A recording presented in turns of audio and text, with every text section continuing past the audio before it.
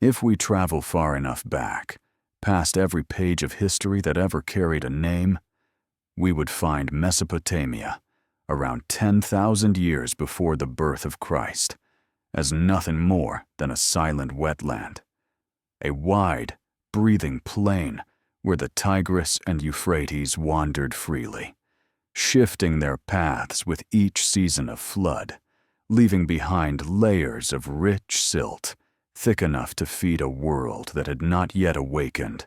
On those riverbanks, the last hunter-gatherers of the Stone Age lived without cities, without writing, without temples, only with eyes trained to notice small things. The way wild wheat rose after rain, the way sheep moved in familiar rhythms across the land. From these quiet observations, they learned to tame seeds, to guide water into channels, to build packed mud houses, and eventually, to raise the first sacred spaces. The change was so slow that no one living through it could have sensed its weight, yet precisely that slowness laid the foundation of what would one day become Sumer, stable harvests, shared memory, and a community realizing that human beings could reshape the environment that shaped them. If we stood in Mesopotamia around the year 5000 before the birth of Christ, we would see only low rooftops beside the water, evening smoke drifting into the breeze, children running along irrigation ditches, and fields glowing beneath the final light of day. No one there knew they were living in the dawn of history, but every element of the first civilization already existed in seed form, waiting for its moment to rise. And the journey to uncover those origins begins here, a journey that historical storytell hopes to continue unfolding, adding clear, trustworthy pieces of knowledge to the shared memory of humankind. When we think of Mesopotamia, we often picture ancient cities with baked brick walls and ziggurats rising like stairways for the gods. But around the year 5500 before the birth of Christ, all of those symbols still lay far ahead in the future. The land between the two rivers was only a wide, unnamed plain, marshy, open, stretching from southern Iraq to the northern river junction. No one living there knew they were standing on soil the world would one day call the cradle of civilization. The post-Ice Age climate made rain and floods unpredictable. The Tigris and Euphrates shifted their courses again and again, leaving each year a fresh layer of fertile silt. It was not a stable environment, yet that very instability created a rare ecosystem. Fish swimming up from the Gulf, water birds moving through the reeds, and herds of sheep and goats finding resting places along the banks. This was not a land made for kingdoms, only a place meant for passing through. But that pause lasted far longer than anyone could have imagined. Around 5,300 to 4,800 before the birth of Christ, archaeology records the first signs of settlement. A few dozen people living in packed mud houses with reed thatch roofs built near the water's edge. No walls, no streets, no social hierarchy. Yet their space already carried order. Grain stores at the center, homes around them, and pottery areas near the shoreline. This was the early blueprint of what would later become the Sumerian village layout. These people were not Sumerians. They did not even share a common name for themselves. But in the traces they left behind, shards of pottery, layers of ash, we see a turning point. Human beings beginning to rely more on cultivation than hunting. They shaped riverbanks, sowed for the next season, rebuilt their houses in familiar forms. Repetition across generations slowly became shared memory, then tradition, the soft yet enduring foundation beneath every civilization. If we stood here at dawn, sunlight would cast a pale gold across the shallow water. Children would play along small canals, adults laying out nets or kneading mud for new bricks. No one knew they were living at the opening moment of human history. Yet these ordinary actions were preparing the ground for extraordinary changes just ahead. And as more people drifted into this land, bringing their own experience, seeds, tools, and memories, the soft earth between the two rivers would soon fill with clearer footprints. From here, the story leads toward the first communities that truly left a mark. Groups archaeologists now call Hassuna, Samarra, and Halaf, though none of them ever knew they belonged to any name at all. As the small villages along the Euphrates began to settle into a rhythm, Mesopotamia entered a chapter that modern archaeology labels with simple names: Hassuna, Samarra, Halaf. These were not full civilizations, but human communities recognized through their pottery, their houses, and their traces of daily life. They were still nameless tribes, living by the pulse of soil and water, leaving history behind without ever knowing they were making it. In the northern Hassuna region, we see the first centralized grain stores, a sign that people had begun thinking about reserves, seasonal planning, and long-term security. In Samarra, the precise geometric patterns painted on pottery reveal a new kind of awareness, a desire to remember, to tell the world through curved lines and repeating shapes. It wasn't writing, not yet, but it was the earliest spark of symbolic thought. Around 6,200 before the birth of Christ, the 6.2 kilo-year climate event made much of the Near East drier. But the Mesopotamian lowlands became a natural refuge. People from the Zagros, from Anatolia, from the Levant, drifted south.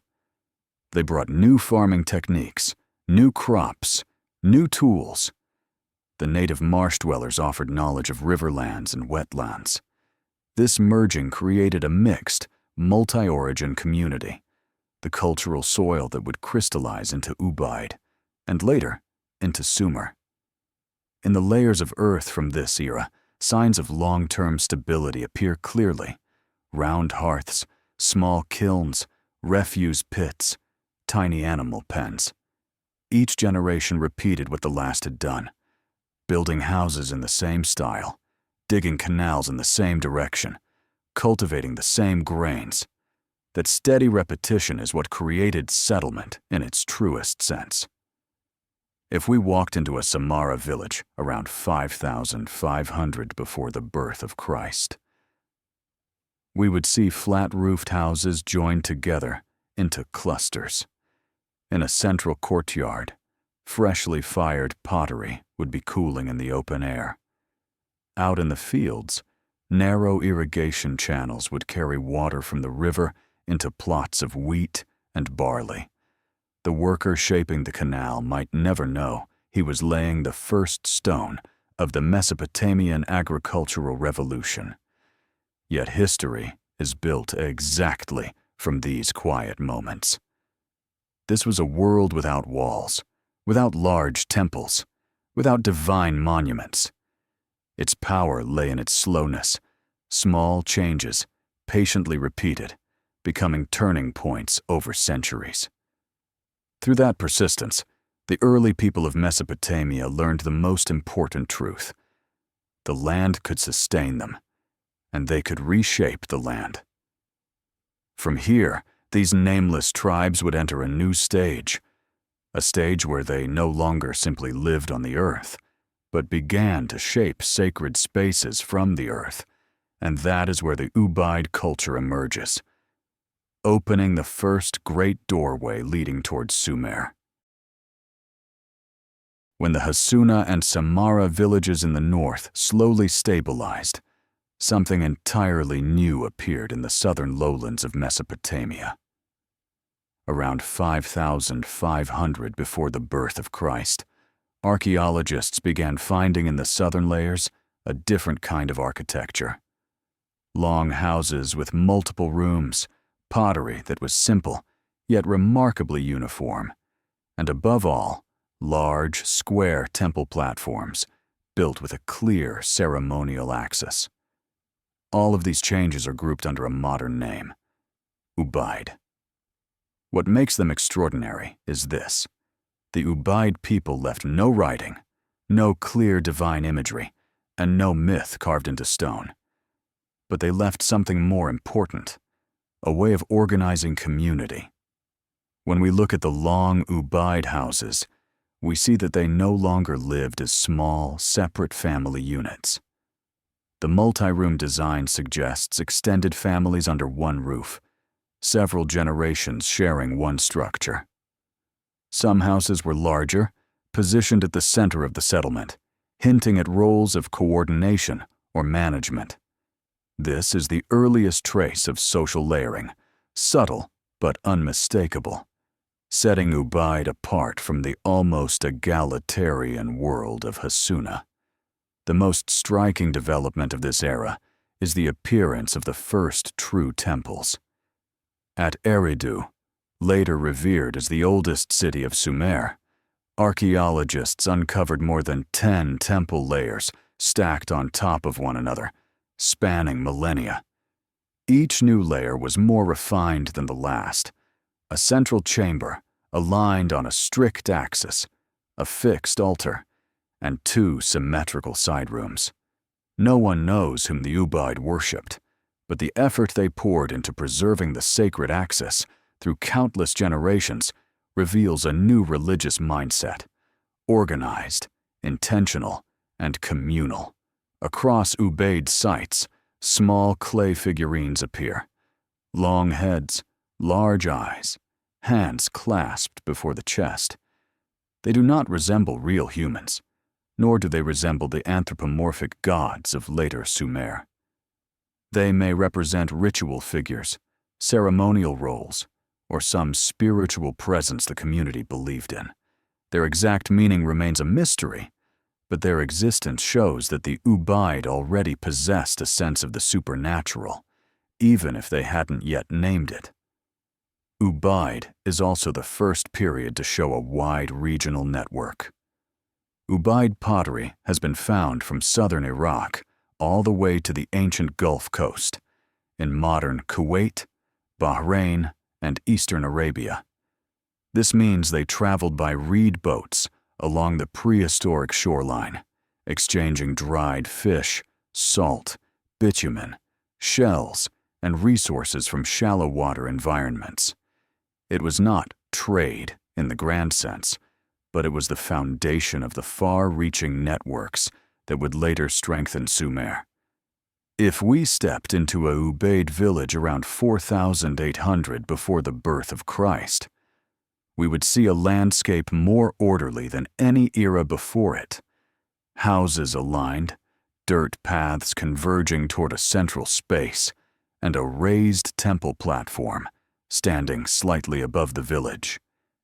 Inside the temple, the altar sat at the center, like a point of shared gravity. No one recorded the rituals, but the architecture tells us clearly that a distinction between the sacred and the everyday had begun to take shape. The Ubaid also show the earliest evidence of specialized labor: potters, weavers, food processors, and water coordinators. In several villages, we see the presence of a household or a group with the authority to direct communal tasks. The beginnings of power, faint but real, took root here. All of it unfolded slowly, over nearly 2,000 years. But that slowness built depth. A foundation strong enough for everything that would follow Ubaid was not a full civilization, yet it was the launching ground. Without Ubaid, Sumer could not have taken shape. And within that ancient soil, one place would soon rise as the heart of the next great transformation: Eridu, the oldest sacred center of the southern Mesopotamian world. When Ubaid culture began to spread across the southern Mesopotamian plain, Eridu emerged as something entirely different. Around 5,000 years before the birth of Christ, it was not yet a city. No walls, no plazas. Yet it carried a quality no other settlement possessed. A sacredness accumulated over generations. Resting near the ancient shoreline of the Persian Gulf, Eridu rose on a natural mound, high ground in a flat landscape. The perfect place to build a temple and escape the floods. But it was the way its people treated their temple that made Eridu truly distinct. The classic excavation led by Fuad Safar in the 20th century revealed more than 17 layers of temples, each built directly on top of the one before it, beginning around 5000 before the birth of Christ and continuing well into the Sumerian age. Each temple preserved the same sacred axis, the same central layout, a main hall, a fixed altar, 2 symmetrical rooms. This continuity tells us something profound. Eridu was the oldest continuous ceremonial center in southern Mesopotamia. Unlike many other villages, the people of Eridu did not gather their homes around the temple. Their houses stood scattered across higher ground, while the temple rose alone, like a solitary island of the sacred. That empty space around it created a quiet boundary, a place outside the ordinary rhythm of life, yet the spiritual heart of the community. When the Sumerians later associated this site with Enki, they were likely inheriting a sacred memory already ancient, a memory shaped long before they arrived. Around 4,800 to 4,600 years before the birth of Christ, Eridu began to change in subtle but meaningful ways. Its floors became smoother, its walls were plastered with gypsum, and its foundations grew more deliberate. These details show that rituals here now had procedure, preparation, and caretakers, early predecessors of the spiritual administrative class that would later define Sumer. What makes Eridu especially striking is that while its spiritual center grew more sophisticated, daily life around it remained simple. People fished in the ancient Gulf waters, planted barley, herded sheep, shaped pottery. Archaeological traces, shark bones, shell fragments, hearth ash, reveal that Eridu once stood near the coastline itself, a stark contrast to the desert landscape we see today. This blend of the sacred and the ordinary made Eridu the first example of an urban nucleus, even if its size remained modest. Eridu's population grew slowly, painfully slowly, yet steadily. Generation after generation lived and died on the same mound, storing within the soil a deep memory of agriculture, water management, and ritual practice. This long, quiet continuity allowed Eridu to outlast and outpace neighboring settlements, becoming the spiritual center of an entire region. By the end of the 6th millennium before the birth of Christ, Eridu was no longer just a large village. It had become a place of convergence, a sacred temple, a stable community, recognized caretakers, and clear divisions of labor. From Eridu, the idea of the central temple spread outward, planting the seeds of early urban life across southern Mesopotamia. But Eridu was only the beginning. From this quiet mound, the Ubaid world would continue to expand, until, far to the north, a new center began to rise with far greater force. A place where history, for the first time, would write its own name: Uruk. As Eridu slowly became a spiritual gathering point, southern Mesopotamia did not grow from the Ubaid people alone. Between 6,000 and 4,500 years before the birth of Christ, subtle movements from the Iranian plateau, from Anatolia, and from the Levant began flowing down toward the lowlands. There were no journals, no stone stelae describing their journeys, and yet their presence is written clearly in the pottery, the tools, the techniques, and even in the genetic signatures carried by the people of Mesopotamia today. On the Zagros highlands, a drying climate and increasingly unreliable rains placed pressure on small agricultural villages. No one abandoned their homeland all at once. Each generation simply wandered a little farther, following their herds, following the groundwater. Across centuries, those small steps formed pathways stretching hundreds of kilometers, leading them directly into the fertile lands near Eridu. They brought with them einkorn wheat, domesticated goats, lightweight ceramic techniques, knowledge shaped in villages like Jarmo, Ganj Dare, and Tepe Sarab. When they met the Ubaid communities, they blended not through conflict, but through exchange and through marriage. To the northwest, Halaf groups drifted south along the Balikh and Kabur rivers. They left behind fragments of pottery marked with spiral motifs, a distinctive aesthetic that would later inspire the decorative arts of the pre-Sumerian world. They carried with them the experience of farming in dry environments and a precision in ceramic shaping unmatched by earlier cultures. From the Levant, groups shaped by Natufian traditions and the early agriculture of Syria and Jordan traveled down the Euphrates. They brought fruit cultivars, techniques for storing food, and ritual customs unlike those of the southern plain. None of these influences transformed Mesopotamia overnight, but over generations, they enriched the reservoir of knowledge held by the people of the lower Euphrates. If we looked at Mesopotamia from above, around 4,800 years before the birth of Christ, we would see a quiet but constant web of movement. Small groups leaving the mountains, reed boats gliding downriver, families building houses and then drifting farther south. No one thought of themselves as migrating. Yet to archaeology today, this was one of the largest cultural and genetic interweavings of the prehistoric Near East. These journeys were not conquests. They were simply people searching for better land, better water, a better chance at survival.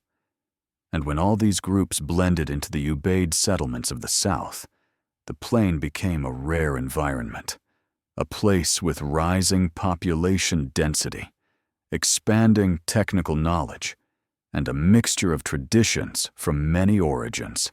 Each generation grew up in a world more diverse than the one before it, knowing multiple ways to build houses, shape pottery, and manage earth and water.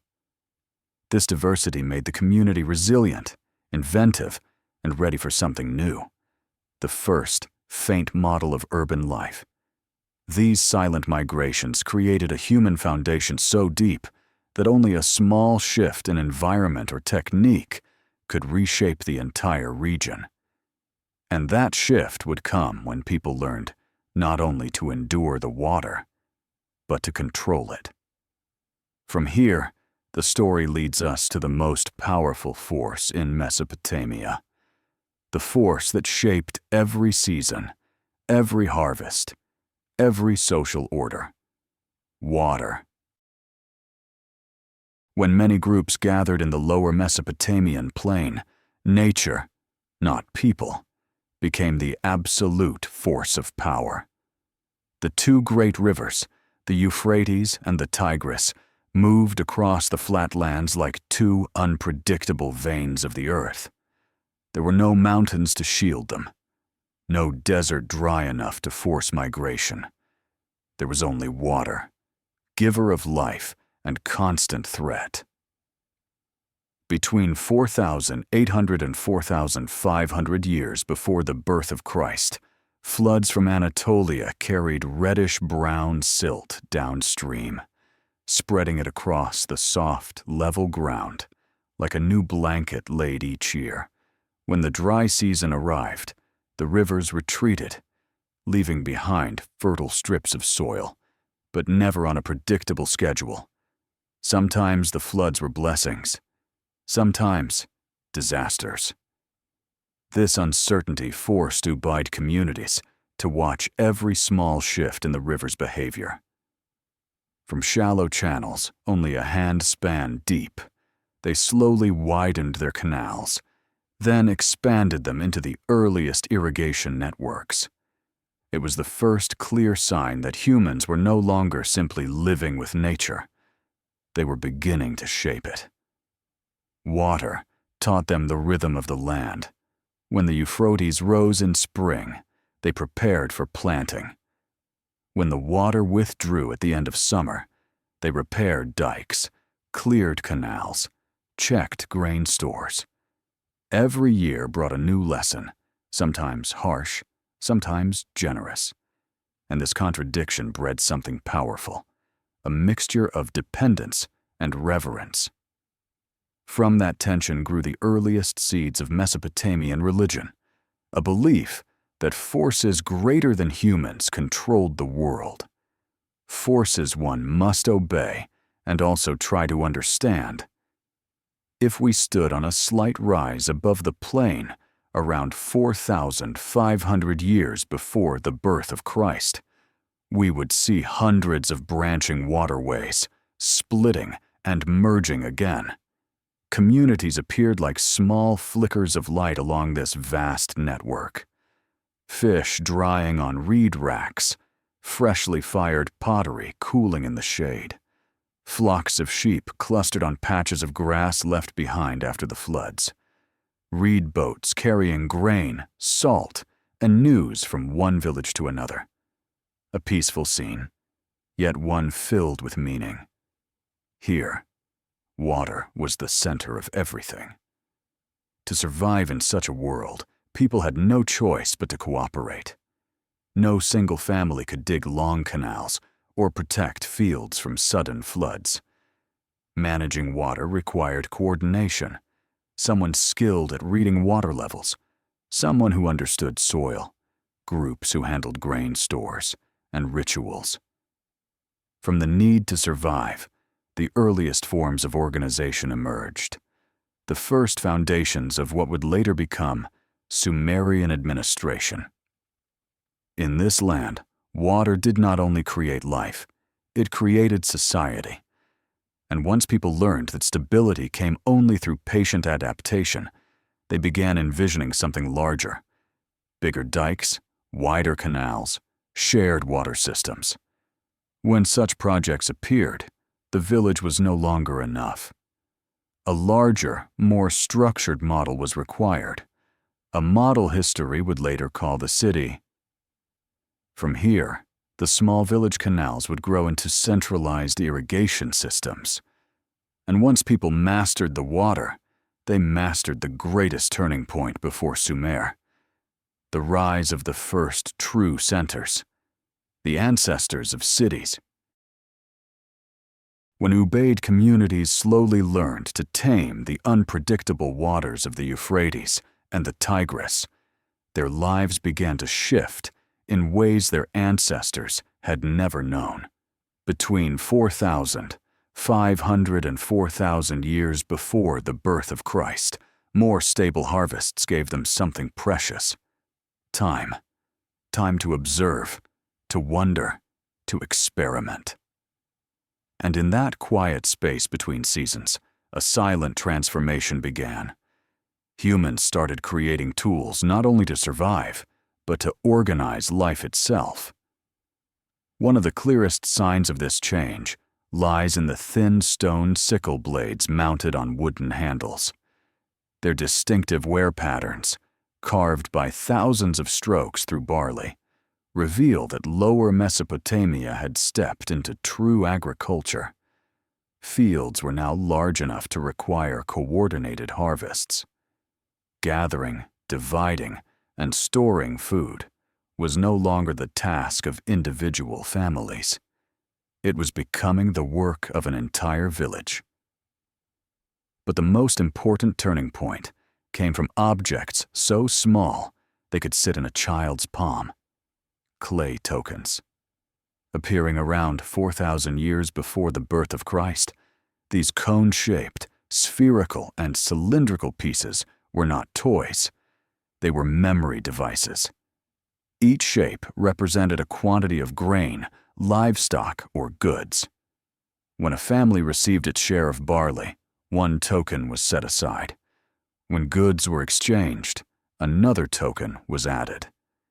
Inside the quiet storerooms, these tiny bits of clay were the first steps on the long road to writing. At the same time, people began crafting early measuring tools: sticks for marking water levels, notches carved into storage walls to remember past floods, lengths of rope twisted from plant fibers to measure distance. Simple things, yet they allowed communities to track cycles of flood and drought with growing precision.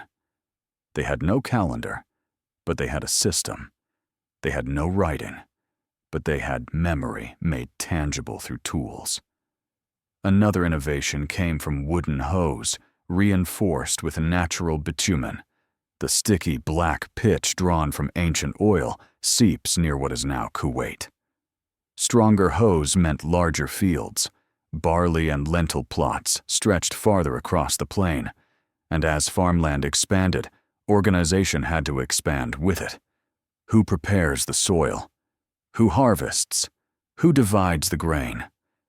Large villages gradually split into 2, then 3, yet remained connected by dirt paths running alongside irrigation canals.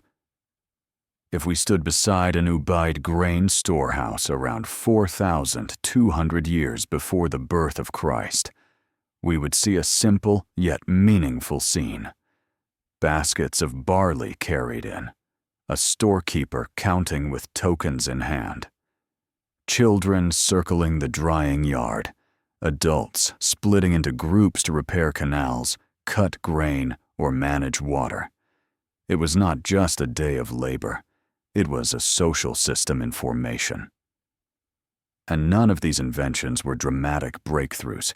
Each tool was only a small improvement. But hundreds of small improvements, repeated across many generations, created a profound shift. Life no longer revolved around day-to-day survival, but around organization and anticipation. Once that mindset took root, it opened the way to something the world had never seen before: the earliest structured administration, the foundation of the future Sumerian state. And from these small, ingenious tools, people began turning their eyes toward a new kind of center, a place they believed could guide the growing order of their world: the temple. As the tools that organized life grew more refined, the Ubaid people began to realize something profound. The world around them, the water, the seasons, the land, the floods, moved according to laws far beyond human control. And like every ancient culture standing before forces greater than themselves, they sought a place to rest their reverence. Around 4,800 years before the birth of Christ, the temple became the spiritual and administrative heart of their community. The earliest sacred structures of the Ubaid were not elaborate. They were long rectangular buildings with a central room and 2 side chambers, a layout that would later become the architectural standard for Sumerian temples. At Eridu, Al-Ubaid, and other large southern settlements, archaeologists have uncovered dozens of temples, stacked layer upon layer, each one larger than the last, proving an unbroken line of belief. The Ubaid did not carve gods yet, did not name the divine, but they built a space where the sacred could dwell. Inside these temples, everything was minimal yet ordered. A small lime-washed altar, a floor smoothed carefully by hand, a ritual hearth placed to one side. There were no statues, no carved idols, only light from a roof vent falling upon the altar. And it was that emptiness, that quiet, unshaped space, that created a sense of mystery the Ubaid feared and honored, something they couldn't yet name. But the temple was not only religious, it was the center of management, the place where grain was divided, where decisions about irrigation were made, where labor was organized.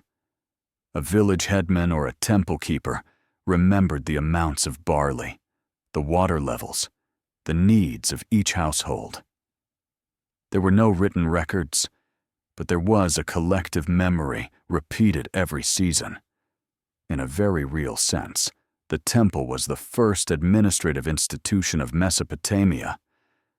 By the end of the Ubaid period, temples began to rise higher, their foundations thickened with packed earth to resist floods. Unintentionally, they created the first prototypes of the ziggurat, the man-made mountains that would later define Sumerian civilization. The higher the temple rose, the more the community saw it from afar, and the more they recognized it as their center. As the temple became the center, the village began to form around it in widening rings. What stands out is that Ubaid society had no warrior class, no kings, no armies. The power of the temple came from agreement, a soft authority built on trust that the temple kept the rhythm of the world. This gentle spiritual foundation allowed stability to last thousands of years. And as temples grew larger, they drew more people, more responsibilities, more decisions. The temple became the nucleus of a new kind of organization, larger than a village, not yet enough to be called a city. But the transformation was very close. Because once people controlled water, once they had tools for organizing life, and once they had a spiritual center to unite them, they would soon take the next step that every civilization eventually takes, lifting their eyes to the sky, seeking patterns among the stars to complete the rhythm of their lives. When the temple became the center of Ubaid life, people no longer searched for order only in the water and the soil. Around 4,300 to 4,000 years before the birth of Christ, as stable harvests gave them the gift of time to observe, the sky itself began to enter their shared knowledge. For months at a time, the lower Mesopotamian sky remained clear, untouched by clouds. Under that vast stillness, the heavens appeared so sharp, so impossibly close, that many must have felt as though they were standing before a giant, unread book of light. On the raised temple mounds, where the glow of ritual fires brushed against the night, temple keepers kept long vigils, watching the moon drift across the darkness, noting the appearance and disappearance of certain clusters of stars. Across generations, patterns emerged, the moon returning to the same place after a fixed rhythm. Some stars rising only during planting season, others appearing when the river began to fill. They had no word for astronomy, but their observations became a quiet, anonymous science, precise without seeking to be. At several Ubaid sites, pottery sherds decorated with circles, straight lines, and repeating dots appear with unusual frequency. No one can claim with certainty that these were calendars, but the repetition is too deliberate to ignore. Before writing existed, These simple marks may have been the only durable way to record the cycles of flood and time. Watching the moon swell and fade, seeing Sirius return after months of absence, the people of this land slowly understood that the world moved through cycles larger than anything they had witnessed on Earth.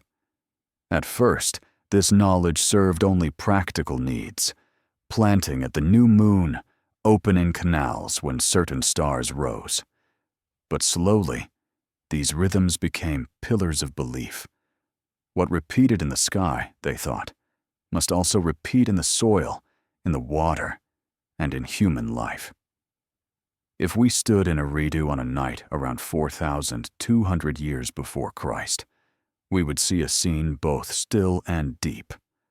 On the flat mud brick roof of the temple, a few keepers watched the eastern horizon as small constellations began to rise. Moonlight shimmered across the irrigation channels. A night breeze carried the scent of barley. No one believed they were practicing anything close to science, yet every quiet moment was shaping the prehistoric astronomy that would later anchor the spiritual life of Sumer. From these long observations, a new kind of figure emerged in the village. The keepers of the seasons, those who remembered the stars, understood the changes of the moon, and could predict the coming year. They were not priests yet, but the community trusted them, for a wrong prediction could bring hunger, and a right one could secure life.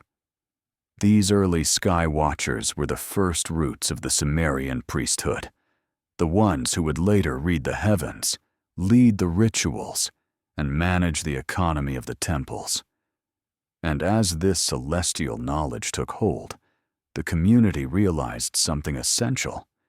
They could not remain small villages forever. They needed a larger space, enough for their food, their people, and the widening circle of their knowledge. From the rhythm of the sky, Mesopotamia began to move toward the rhythm of early urban life.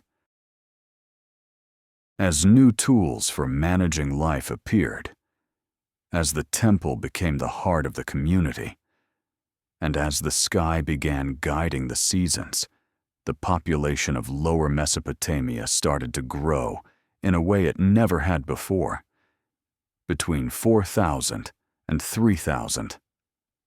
800 years before the birth of Christ, the Ubaid villages scattered along the small branches of the rivers slowly turned into larger settlements, big enough to reshape the entire structure of human living. In the beginning, each village held only a few dozen houses, separated by gardens or empty stretches of earth. But as children were born and raised exactly where their parents had lived, the village stopped being a temporary stop. Homes moved closer. Footpaths became dirt roads. The population thickened. Excavations at Weli, Al-Ubaid, and Tel el-Weli reveal this shift clearly. Long multi-room houses began replacing the small single huts, evidence of extended families living under one roof. Not every settlement grew the same. Some reached a quiet limit and stayed unchanged. But villages near Eridu, near Ur, or along boat routes expanded rapidly. Reed boats carrying pottery, salt, and shells up and down the Euphrates gradually transformed small resting spots into exchange points, and then into gathering hubs. In the larger settlements, something new appeared for the first time. Functional zones, a place for pottery firing, a place for stoneworking, a zone for herding animals, a separate area for storing grain. This shows that communities were now operating as networks of linked occupations, rather than simply groups of families living side by side. If we walked through such a settlement around 3,900 years before Christ, we would see dirt roads running between rows of houses, potters lining up dozens of large jars to dry in the sun, the rhythmic tapping of stone polishers, and sheep pens at the village edge, watched over by the elders. Life had become more complex, more connected, and far more crowded. At the center of each settlement stood the temple. But by this time, the temple was no longer only a sacred place. It had become the meeting hall, the place where water was allocated, where the day to open the canals was decided, and where the sky watchers announced the moon cycle for planting season. The temple had turned into a true administrative core. As population rose, the first conflicts appeared. Not wars, but arguments over water and land. Unwritten laws, spoken oaths, and communal agreements emerged to settle disputes, the earliest seeds of Sumerian law. When the number of houses grew, villages expanded like open fans, then fractured into smaller clusters that still remained linked. Every household looked toward one shared necessity: water. And when water had to serve hundreds of families, human memory was no longer enough to manage it. It was at this moment that Mesopotamia reached the threshold of a great turning point. They needed symbols to remember, and dedicated people to manage them.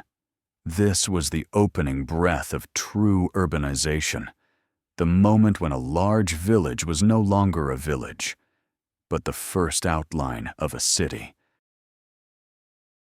As Ubaid settlements continued to expand, people slowly realized that survival could no longer depend on the natural flow of the community like before. Water had to be released at the right moment. Grain had to be managed with clarity. Rituals had to be performed in the correct season to protect the rhythm of life.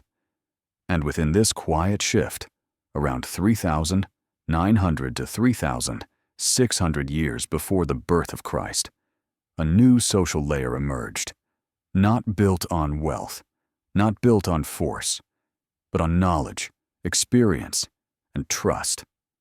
Across late Ubaid sites, larger than usual houses began to appear, homes with multiple rooms, inner hallways, sometimes even small private courtyards. These were not the homes of lords. They belonged to those who coordinated the village. In a land where irrigation determined life or death, the canal keepers stood at the center. They knew when to open the channels, when the soil held just enough water, when it was too dry, and how subtle shifts in the color of the river signaled the height of incoming floods. There were no written records, so their memory, precise, lived, inherited, became the village's only database. Linked to irrigation was another essential figure, the granary keeper. In villages near Ur and Tel es Sawan, large mud brick storage buildings revealed that food reserves had grown to a serious scale. Granary keepers did more than protect grain.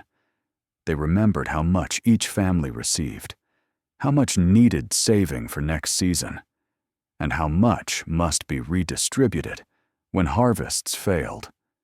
Small clay tokens became their earliest tools, simple shapes that held the entire economy together. In good years, they stored wisely. In difficult years, they shared just enough to keep the village united, so no family had to abandon the land of their ancestors. Near the temple, a different group was rising, the ritual keepers, the forerunners of the Sumerian priesthood. They watched the moon and the stars, marked the seasons, and performed small rites to remind the community of nature's rhythm. These rituals were not prayers to named gods, not yet. They were acts of alignment. Seed at the right time, wait for the waters, prepare before the flood, when they lit fires under the full moon, or placed the first stalks of barley on the altar. They were anchoring human life to something larger, the cycle of sky and earth. this emerging group also guarded memory. And in a world without writing, memory was the foundation of order. They remembered where drought had struck before, the year the flood rose highest, the solutions elders once used to survive disasters.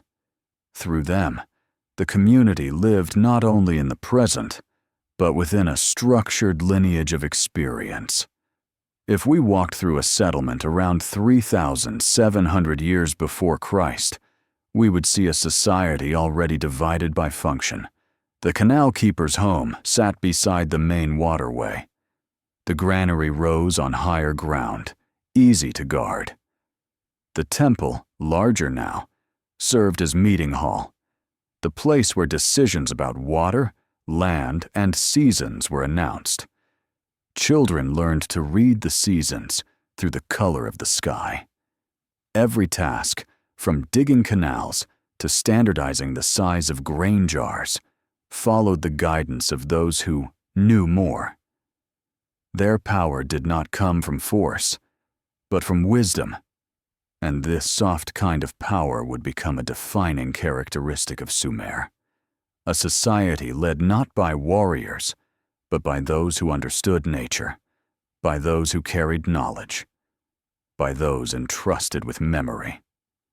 And as this system of roles and responsibilities grew more refined, it laid the groundwork for the next great shift, the birth of something larger than a village, something that would reshape the human story forever. Uruk, the first true city of humankind. As coordinating roles emerged and rituals began to take shape, a subtle but decisive shift spread across early settlements. The pre-Sumerian people began creating art not simply to decorate, but to remember. The lines on their pottery were no longer spontaneous. They reflected how these early communities understood the world and how they tried to arrange it into order. From 4,000 to 3,600 years before the birth of Christ, Ubaid ceramics reached their most refined form. Soft gray-green or pale brown surfaces carried sharp black motifs, zigzags, spirals, broken lines. Many vessels were divided into 3 bands, waves below, broken earth lines in the middle, circles above. No one can say with certainty what they meant, yet the repetition suggests a symbolic language. Water, earth, sky, flood. Season, moon. Before writing existed, symbols were their letters. Ceremonial pottery from larger settlements shows that the craft had become specialized. Ritual vessels were evenly fired, thin-walled, painted with precision.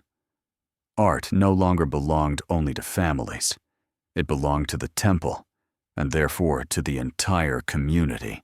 The more important the temple became, the more refined the art grew. And the more refined the art became, the more clearly the community understood the order they lived within. Around 3,800 years before Christ, strange clay figurines appeared, long heads, wide eyes, slender bodies, hands pressed to the chest. They did not portray real people, nor the gods of later Sumer. They may have embodied ritual leaders, or forces of nature made tangible. Whatever they represented, they marked a turning point. Humanity was beginning to give form to the sacred, a foundation that would shape Mesopotamian religion and myth. If we step into a house in Lower Mesopotamia, around 3,700 years before Christ, we would see art woven into the smallest objects. A wavy line on a water jar. A shard painted with dots, used as a scoop for grain. A lone clay figurine placed on a household altar. Nothing lavish, nothing meant to impress. Yet everywhere, the same quiet consistency. Art as a tool for holding memory in place. In a world without writing, Symbols were the only anchors against forgetting. Every painted line was a memory encoded. How high the floods once rose, where the moon appeared in the sky, which season welcomed the seed. When they painted clay, they were not simply making pottery. They were building the earliest foundation of abstract thought, the ability to see the world through systems of meaning. And that ability to turn experience into symbol would lead directly to two revolutions: writing and the city. And the first city, where all symbols would converge and history would finally gain a name, was Uruk. When the symbols on Ubaid pottery slowly became a shared language, and when the coordinating class had taken on clear shape, Lower Mesopotamia entered a transformation that was no longer silent. Between 3,600 and 3,400 years before the birth of Christ, the small Ubaid villages began to fuse into a dense network. At the center of that network, a powerful gravitational point emerged, a place that drew people from every direction. That point would become the first center in human history that we can truly call a city. Uruk. Uruk did not appear in a sudden burst. It grew out of a large Ubaid village, but as the Uruk period began, its expansion became extraordinary. Excavations at Iana and Kulaba reveal that Uruk expanded so rapidly it surpassed every other settlement of its age, reaching nearly 100 hectares, a scale unmatched anywhere in the ancient Near East. This tells us Uruk did not rely only on good land. It became the meeting point of irrigation, ritual, trade, and waves of migrants arriving from distant regions. In the deepest layers, we still see the humble Ubaid architecture, but just above them, everything changes. Raised platforms, mold-made mud bricks, walls coated with white plaster, long corridors leading into broad ceremonial rooms. These were forms no small village could create. The Iana precinct seems to have been a ritual administrative center of true urban scale, a place where the rites of water, seasons, and community unfolded in ways far beyond the capacity of any single village. This was also the era when fired brick became a technical foundation. When earth could be hardened by flame, the limits of architecture broke open. Large staircases, perfect rectangular plans, and long, straight walls announced a new reality. Structures built not by memory or habit, but by design, architecture was no longer a shelter. It had become a declaration of a community capable of organization. If we walk through Uruk around 3,300 years before Christ, we would see a world the Ubaid villages could never have imagined. Broad, straight roads, rows of mud brick houses, public buildings at the center, decorated with hundreds of clay pillars, forming intricate mosaic-like patterns. Such craftsmanship required dedicated specialists, clear proof that Uruk had developed a deep labor division among farmers, builders, potters, and organizers. But the greatest difference of Uruk was not its buildings, it was its people.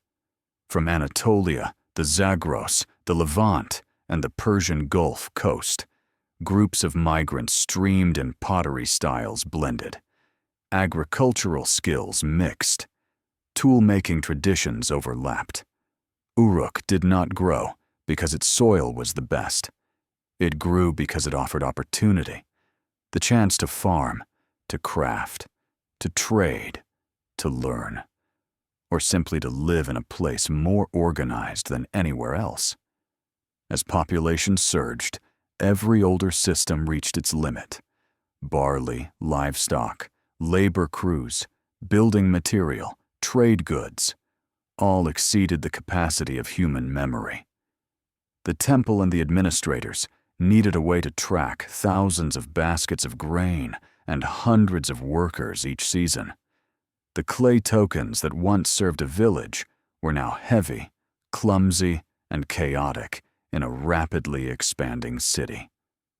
On the day Uruk reached that scale, human memory could no longer carry the weight of the city. A new tool had to be born, not in ritual, not in art, but in the grain stores and the administrative rooms of Uruk. And under that pressure, something that had never existed before took shape. Marks pressed into clay tablets. From that moment on, clay did more than hold seeds. It began to hold information. And as we move into the next chapter, those earliest marks will open the path to the greatest revolution in human history, the birth of writing. When the coordinating class emerged, and when the temple became the axis of community life, a subtle but decisive shift spread through the Ubaid settlements. People began creating art not only to decorate, but to remember.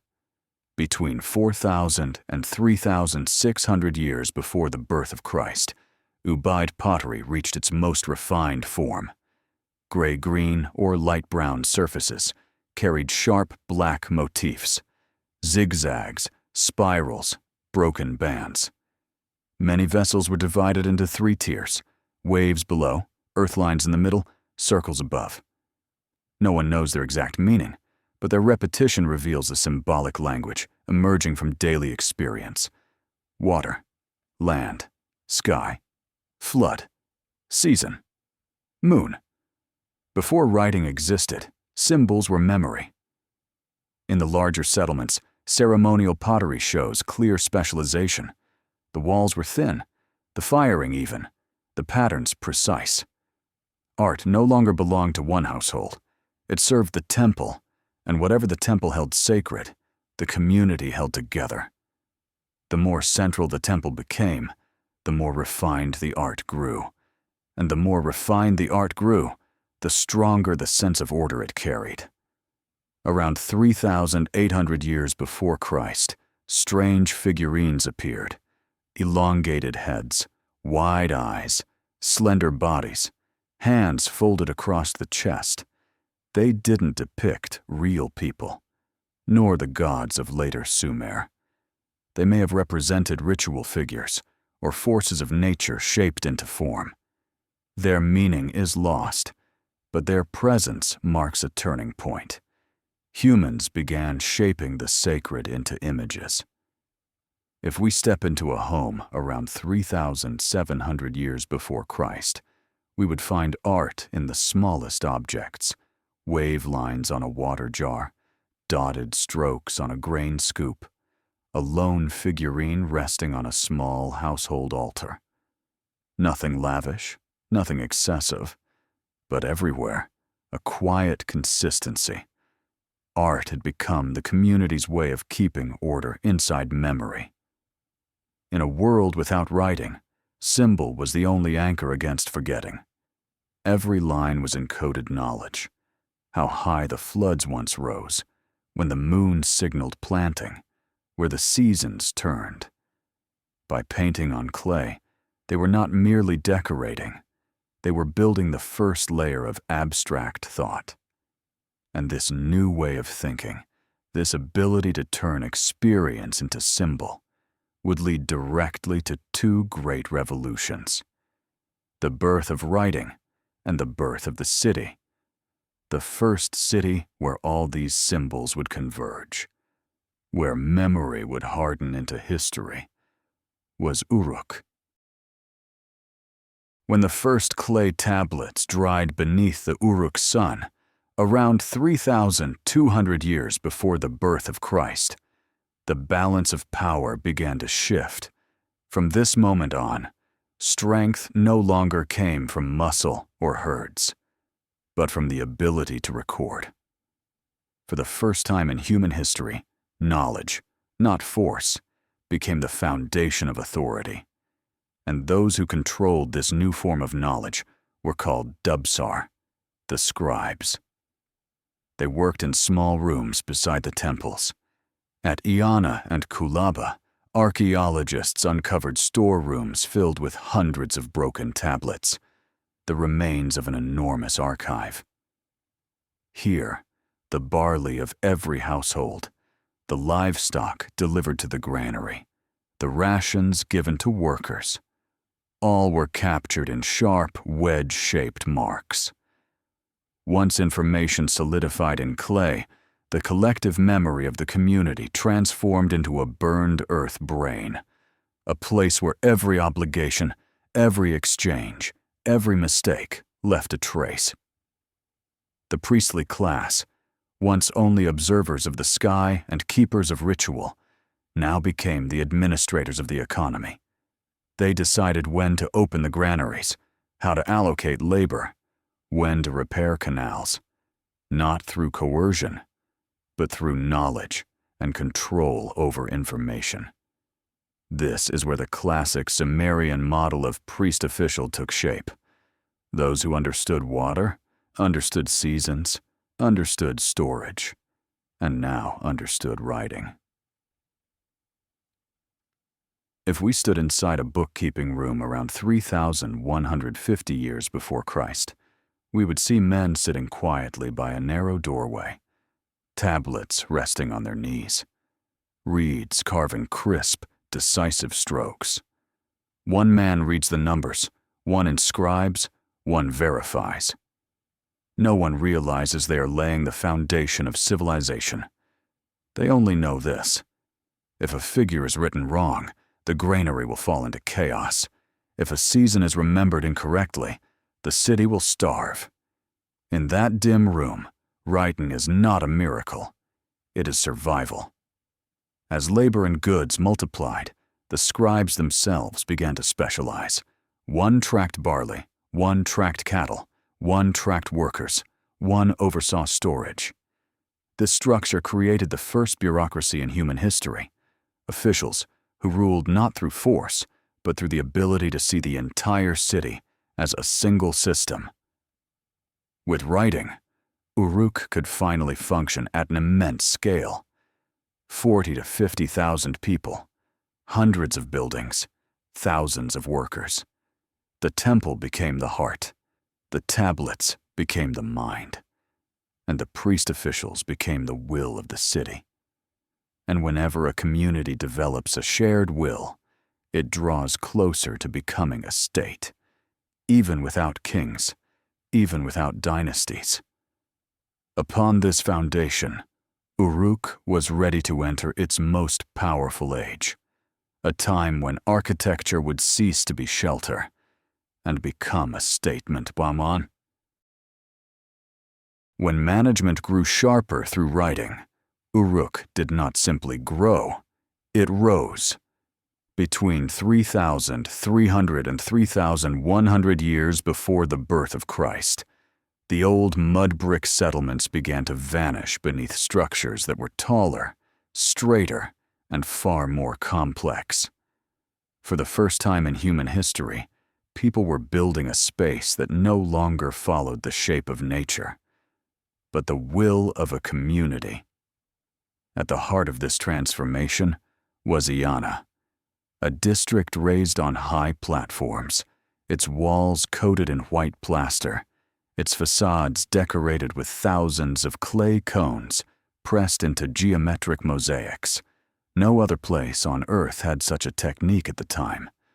This alone tells us that Uruk had teams of professional builders, no longer farmers moonlighting as craftsmen, but full-time specialists. Not far from Iana stood Kulaba, crowned with a massive temple platform, the ancestor of the later ziggurat. The true stepped ziggurats would come centuries later, but the idea was already here. A man-made mountain, a sacred axis raised above the plain. This was not just architecture, it was a change in consciousness. People were no longer waiting for heaven to touch the earth. They were building the bridge themselves. If we walk through Uruk around 3,200 years before Christ, we would feel a rhythm no village had ever known. Workers carrying fired bricks from the western kilns, potters delivering cone mosaics to the temple walls, stonecutters polishing imported stones from Zagros. Even though southern Mesopotamia had almost no stone of its own, the entire city pulsed with a single purpose: to expand and fortify its sacred administrative core. But Uruk was not only building temples. Administrative buildings began to appear, multi-room complexes connected by long, narrow corridors, where scribes allocated labor, tracked grain, recorded offerings and taxation. Their layouts were precise, intentional, planned. Nothing about them was improvised. Uruk was no longer a place to live. It had become a machine. Around these central precincts rose thick mud brick walls, marking boundaries between the sacred and the ordinary. Not yet defensive walls, but a declaration: this is our order. By this time, Uruk may have spanned 250 to 300 hectares, holding tens of thousands of people, far beyond any settlement in Egypt or Anatolia of the same age. Every fired brick was the proof of a coordinated economy. Every straight wall the sign of professional planning. Every raised platform the embodiment of a shared ambition. Here, for the first time, humans lived inside a world they had consciously designed, with straight roads, right angles, central districts, and articulated hierarchy. And within this world, a new figure began to emerge from the shadows. Someone the community looked to for decisions beyond the reach of a village elder or a priest, a role not yet called king, but unmistakably the beginning of one. When Uruk exploded with temple platforms and vast administrative quarters, its people faced a question no village had ever needed to ask. Who stands in front of all this? Who has the authority to call thousands of workers, decide when the granaries open, choose the moment to raise a temple, or manage the water that runs through canals stretching for miles across the plain? In the earliest days of Uruk, the answer was simple: the priest. But as the city swelled to a scale no human community had reached before, the temple alone could no longer carry the weight of an entire metropolis. Around 3,200 to 3,000 years before the birth of Christ, a new word began appearing on Uruk's clay tablets: En. At first, En meant nothing more than the one of the temple, the representative in ritual. But as the needs of the city grew, its economy, its labor force, its diplomacy, the role widened. The En coordinated, instead of merely performing rites. They gave direction in construction, in distributing grain, in festival planning. A new model of authority emerged, leadership based on organizational skill, not just sacred tradition. Yet the En remained tied to the temple. Their legitimacy came from the belief that the temple connected humanity to the unseen forces of the world. Uruk, at this time, was unusual in all of human history. Its power rested not on weapons, but on belief and knowledge. But as trade routes stretched toward Anatolia, the Zagros, and the Levant, Uruk could no longer survive on pure stability. Weapons, once rare, began to appear in the archaeological layers of late Uruk. The world was changing. Competition was rising. Out of this shift emerged a new title: Lugal, literally the big man, the one with earthly authority. If the En was the person of the heavens, the Lugal was the person of the earth. The En stood before the altar. The Lugal stood before the workforce. The En kept ritual order and spiritual continuity. The Lugal managed land, trade, protection, and the movement of people. Two roles, side by side, reflecting the double heartbeat of Sumerian civilization. One pointed upward to the sky, one anchored firmly in the soil. If we stood in the great open plaza of Uruk, around 3,050 years before Christ, we would see both figures at once. A priest stands on the temple steps, reading the lunar cycle to the crowd.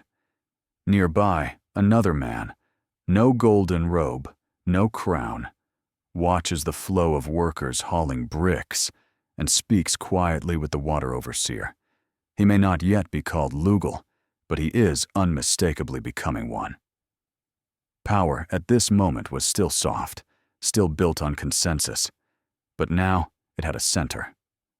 This was the dawn of Sumerian kingship, born not from conquest, but from the practical need of a massive city that required a single representative. And as the roles of En and Lugal slowly drifted apart, Uruk prepared the stage for a figure who would become the symbol of an entire age. A man written in history, but elevated by myth into something more than human. His name was Gilgamesh. Gilgamesh, in the imagination of humanity, is a giant, a seeker of immortality, a warrior who slays monsters. But behind that layer of myth stands a real man, a man who lived in Uruk around 2,800 to 2,700 years before the birth of Christ, a time when the city was no longer an unchallenged supermetropolis, but a center forced to compete with Kish, Lagash, Ur, and Umma. Uruk needed a leader who could balance the pressures within and the threats without, and Sumerian tradition placed the name Gilgamesh into that role. He was not born into the light of legend. He was born in the red dust of late Proto-Sumer, when Uruk's dirt paths were first being paved with brick, when temples widened their courtyards, and when walls were reinforced to face rising rival city-states. The priesthood remained the spiritual core, but earthly authority, the authority of the Lugal, was growing stronger. If Gilgamesh was a historical Lugal, then he was a man who understood how to mobilize labor, organize an economy, and hold steady a city under pressure from every direction. In the archaeological layers of Uruk, from the Jemdet Nasr and early dynastic Vuan periods, we find signs of massive construction during the century he likely lived. Expanded temple platforms, thicker fortification walls, deeper irrigation canals. No clay tablet writes his name directly, yet the scale of labor required for these projects suggests a powerful figure behind them. This aligns with later tradition describing Gilgamesh as the one who built the walls of Uruk. If we walked into Uruk around 2,750 years before Christ, we would find a city both vibrant and tense. Trade routes to Dilmun, Bahrain, Magan, Oman, and Meluha, the Indus Valley, carried goods and news. Markets bustled, homes gained upper floors. Social classes sharpened into clear layers. Uruk was no longer the uncontested giant of earlier centuries. It held its place through organization, discipline, and leadership, capable of navigating fierce competition. In that world, the figure of Gilgamesh, half human, half elevated by myth, became the emblem of Uruk's strength and ambition. The epic stories, slaying Humbaba, seeking immortality, battling the Bull of Heaven, are not history, but they reflect the anxiety and spirit of his age, a time when human power felt fragile in a rapidly urbanizing world full of rivals and uncertainty. That is why the mythic Gilgamesh is proud yet anxious, powerful yet grieving, a man carrying a burden larger than himself. What matters most is this: Gilgamesh stands at the threshold between two worlds. He is the final shadow of the great Uruk age, and the first king who steps into the classical Sumerian era.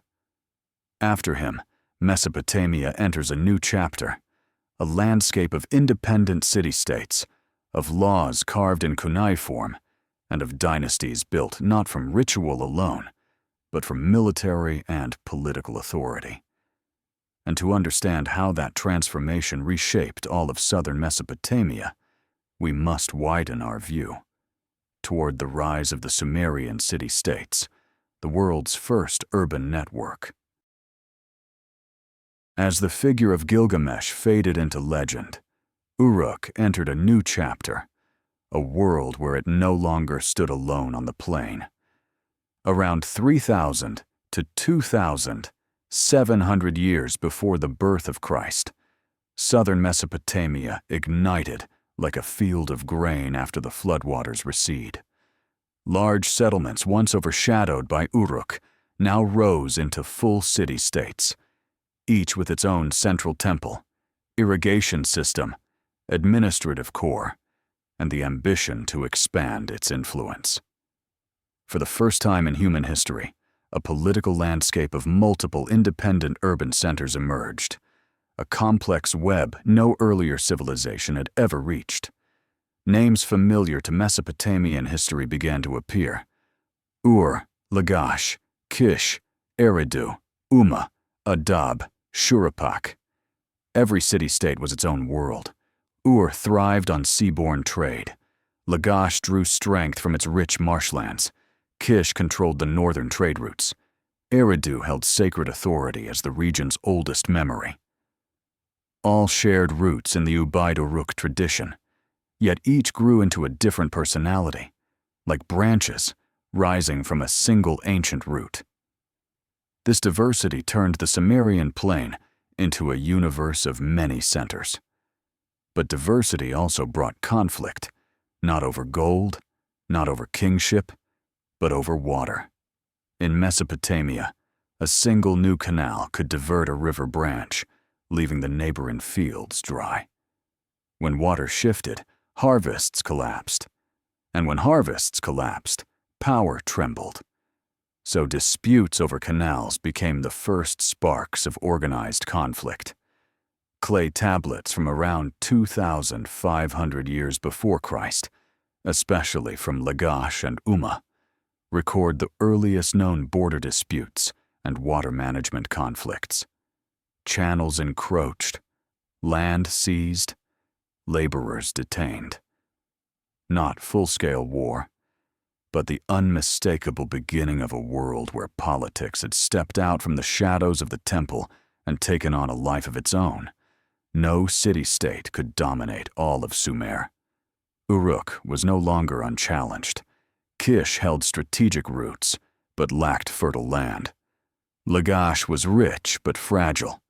Ur was vibrant but dependent on the sea.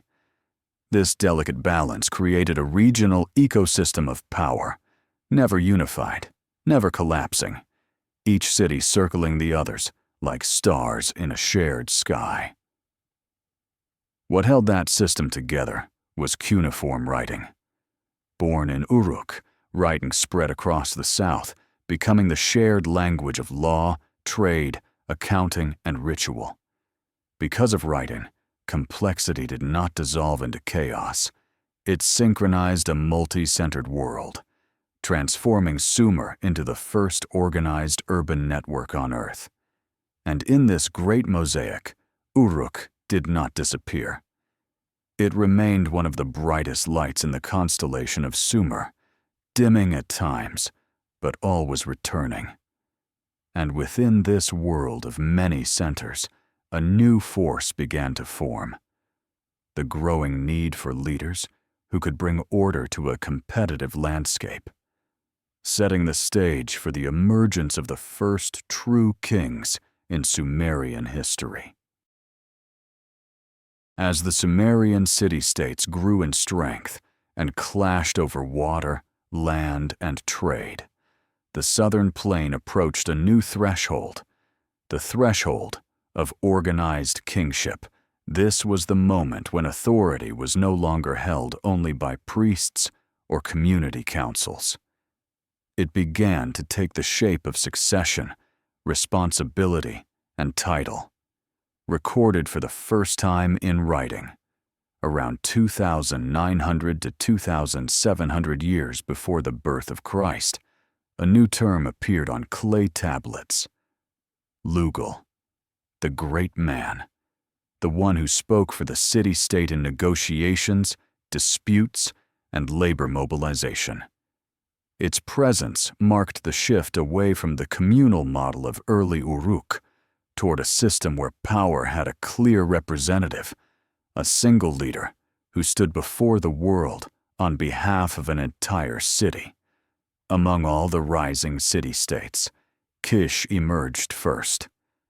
Its location between Sumer and Akkad gave it control of the great north-south corridor. Whoever held Kish controlled the spine of the land, the road connecting two worlds. And so the title, King of Kish, became a symbol of authority, greater than any single city's borders. Other cities could be powerful, but only the one who held Kish was seen as the balancer of the plain. The earliest name recorded is Etana, the one who ascended to heaven. The tale of the eagle carrying him skyward may be mythic, but its meaning is clear. Etana was remembered as the one who anchored kingship, establishing the legitimacy later rulers would follow. This is where history and legend intertwine. But unlike Gilgamesh, Etana appears not in epic poetry, but in political documentation. That documentation is the Sumerian king list, one of humanity's most important historical texts. For the first time, people recorded succession, not harvests or goods. They wrote who ruled, for how long, and under what circumstances. They looked at time as a continuous river, with a beginning, a sequence, and a transfer of power. It was the moment history stepped out of the mist and carried names. During the 3rd millennium before Christ, nearly every major city-state experimented with kingship. Ur had its own rulers. Lagash had rulers. Umma had rulers. But power shifted with water, with seasons, with the strength or weakness of each leader. No one city held dominance for long. Sumer moved like a living chessboard, each city a piece, none strong enough to sweep the board. Amid all this movement, Uruk remained the spiritual axis. It was the birthplace of writing, the cradle of leadership concepts, the home of Gilgamesh, human or myth, who embodied the earliest idea of what a king could be. Uruk no longer commanded the plain, but it remained the ideological foundation of the entire region. If we stood atop Uruk's walls around 2,700 years before Christ, we would see dozens of fires glowing across the horizon, each flame a city-state, a ruler, a story. And within that constellation, history was finally being written with human names, with titles, with dynasties. From this moment on, clay tablets no longer recorded only grain and water. They recorded human destiny. And it is here that history, in its fullest sense, truly begins.